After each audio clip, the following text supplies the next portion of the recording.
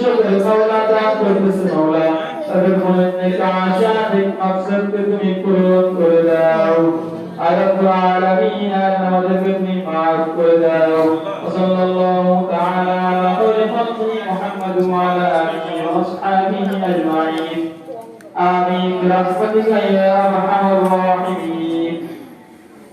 মশাই খাচ্ছে সারা গা يا واسع الفضل اغفر لي يا واسع الفضل اغفر لي